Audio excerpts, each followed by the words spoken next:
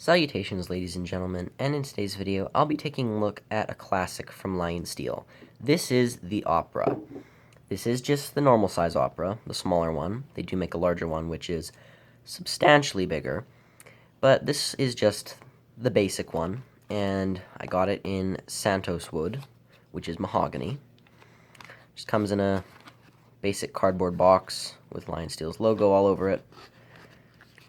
The knife does not come packed in any kind of plastic wrapping or wax paper. And included is this little sheet with your warranty information, your quality certificate, and a maintenance paragraph. And this, however, did catch my interest. It's a little sheet on all the steels that Lionsteel makes and what they're made up of, which is quite helpful. They use Nylox, Sleipner, D2, LMAX, and M390, and this knife uses D2. So you can see exactly what the steel's made up of. If you want to pause the video right there. And yeah. So, here is the knife. It is in a very beautiful black leather sheath, which could be seen as a pocket sheath or a belt sheath, which is possible due to this little loop here for a belt. And it includes a leather lanyard. Normally, I don't really like lanyards, but in this case, it has some use, and that's to pull the knife out of the sheath. And here it is. So this is the Opera. It's a smaller knife, believe it or not, when compared to, say, a PM2 or a Benchmade 940.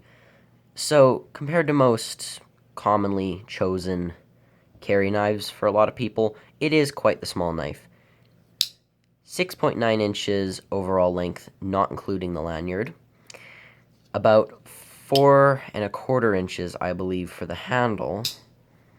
And around 3 inches cutting edge for the blade. This is a lockback design, and let's just take some time to admire that back spacer. Just look at the fit and finish on this. At the back, you couldn't even tell that there were liners here. If you couldn't see this, and you only saw that, you wouldn't even think there were liners on this knife. That's how well put together this is. It's incredible. You've got the back lock, and coming up here, you may think that this looks like a gap here, but really it isn't. And I believe if these were any tighter together, they might actually rub against the blade and prevent it from opening so smoothly, which it does due to a pivot screw right under here. This is not a pinned construction, at least on the outside. I've taken this apart, and you can remove these 3 screws, and there are 2 sets of them, and you can take off the wood scales where the pivot screw is right here. And it is a skeletonized construction, so for all of those people who love unnecessarily disassembling their knives, you can't necessarily do that. You can, I guess, take out the blade if you remove the pivot screw, but it's more work than it's really worth. There's nothing to gain from doing it.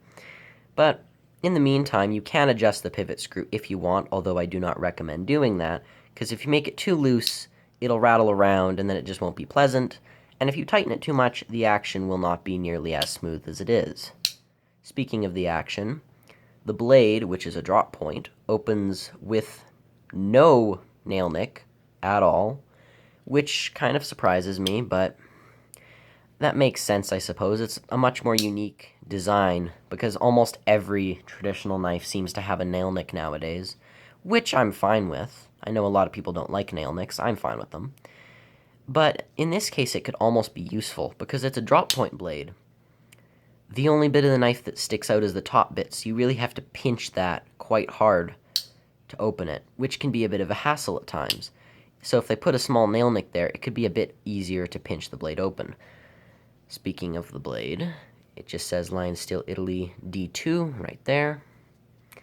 And on this side, it says Max Design. Now, Max Design, you may have not heard of it. Max, or Massimo Salisana, Max for short, is a knife designer who works with Lionsteel. And this was his first knife that he made with them. And he's gone on since to make a few other knives. The Mini, the Skinner, the Large Opera, and a few others. But this is by far his most popular model. Now, this was one of Lionsteel's first successful knives. And it's because of a knife like this that Lionsteel has gone on to create masterpieces like the Rock, the Best Man, and the Gitano. So really, this was a milestone for Lionsteel, and I'm very happy they're still producing it. It's just as much of a classic now as it was then. So, this has Santos mahogany scales, which are very pretty. You don't often see mahogany on knives. And you've got a lighter piece on this side, being wood. It's natural, and you're always going to get a different look no matter what. No two are identical. You can even see up here, let me just close the blade, you can look at it and you can see this side's far darker than this one.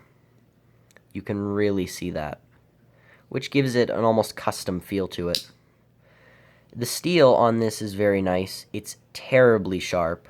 This was one of the sharpest knives I've ever received out of the box. I'd almost go as far to say the sharpest knife I've ever received new from the box.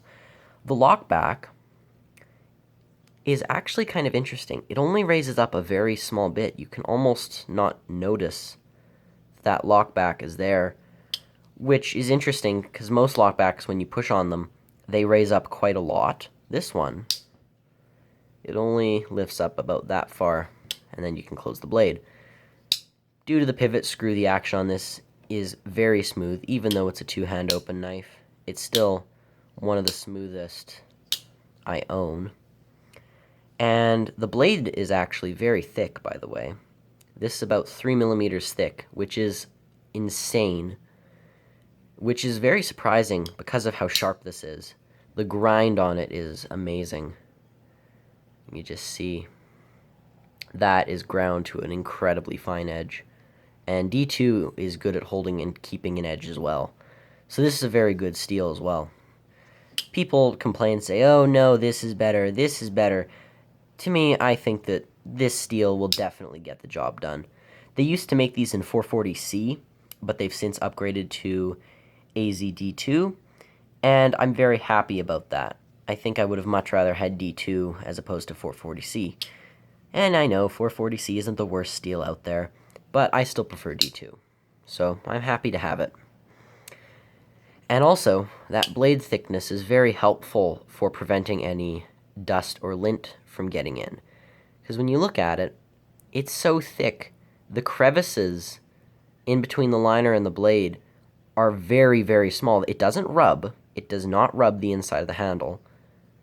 But you can see it would be very hard for any kind of debris to get in here unless it's incredibly small. So that makes the knife pretty clean too, easy enough to clean. The centering is very good, almost perfect. Maybe just a little bit to the right. But, well, the knife, a little bit to the left on the knife, but a bit to the right for us, looking at it from this angle. And there is a little lanyard loop right here. And you can absolutely take this off if you don't want it.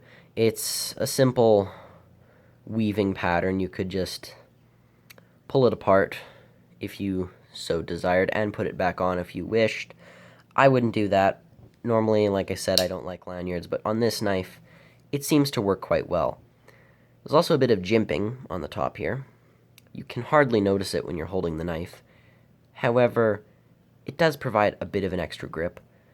My hands are about medium size, and I can get a 4-finger grip on this quite well. Even if you have larger hands, you can still probably get a nice grip, especially if you hold on to that lanyard. All in all, very nice, rock solid opening, no blade play whatsoever. And this is just a really nice knife overall. So, final thoughts. Absolutely worth it. It's a classic. Their wait time is actually quite long. These are made to order on the website. 60 days wait if you want one. So you're getting good steel, a good grind, a really solid lockup, and a really pretty knife overall. You can also get these in olive wood, stag, buffalo horn, and they even have a modern version with black G10, a tip-down carry pocket clip, no lanyard, and no leather pouch. But I prefer the traditional one because it's traditional. So, I think that this is an incredible knife, and the price on it isn't even that bad. If you can get one of these, I absolutely think you should. It's very much worth the time and the money.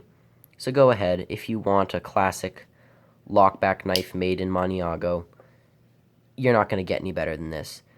I might have to try a Mazarin Consigli now, which apparently is similar to this. They have it in a nice green burl wood. So now I'm tempted to go and look for that one next. But in the meantime, this Opera is a great choice by all means, and I think that it will serve you well if you go ahead and buy one. So, this has been the Lionsteel Opera, and this is the Streaming Enderman, as always, signing off. Goodbye.